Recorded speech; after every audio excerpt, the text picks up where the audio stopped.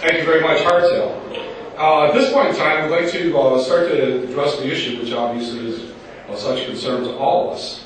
And I would like to bring a little more formally to the podium here this morning the Vice President of Government Relations, the person who's doing such a great job for us here in the district. That's Mr. Jeff Henney.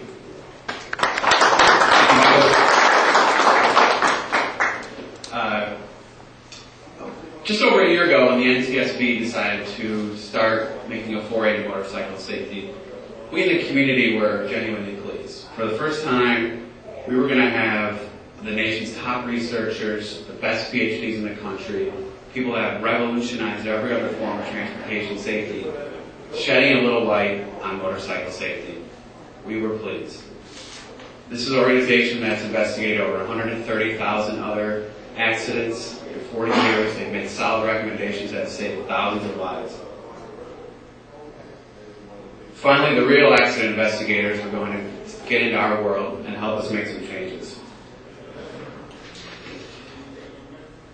The NTSB started off their foray into motorcycle safety with a 2-day meeting held here in Washington. It was a great meeting. They brought together hundreds of experts, hundreds of pages of testimony were generated. It was a great first step.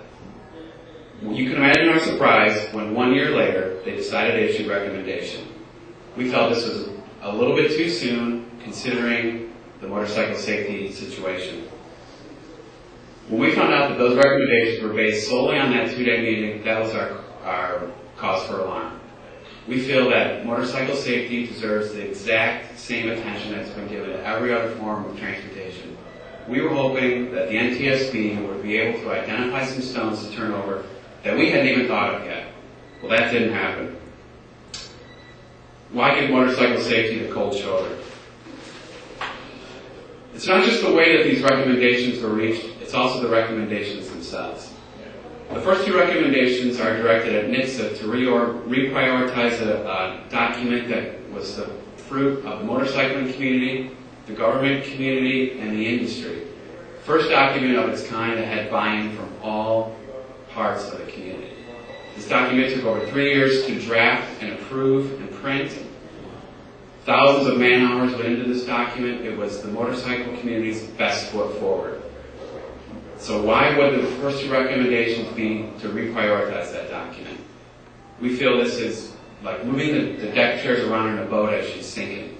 It's too little, too late. Another recommendation was to the FHWA to improve motorcycle data collection, something that we all know has been a huge problem in our community for a number of years. Up until recently, it was voluntary for any state to report vehicle miles traveled number for motorcycles. That's changing in 2008. At the time the recommendations were made, the Federal Highway Administration had already had a 3-day symposium scheduled and set up to look into this very issue. Another go where, nowhere recommendation. It's the last 3 recommendations that we find the most trouble. They call for states that do not have universal mandatory helmet laws to enact them.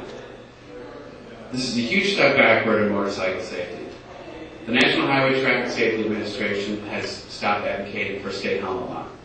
The Congress set aside $25 million to be used for rider education and rider awareness programs, things that we know work. No mention of motorcycle helmets in that language. I'd like to direct your attention to some of the charts here in the front of the room. You'll notice a similar curve on all of these charts. The first one is registered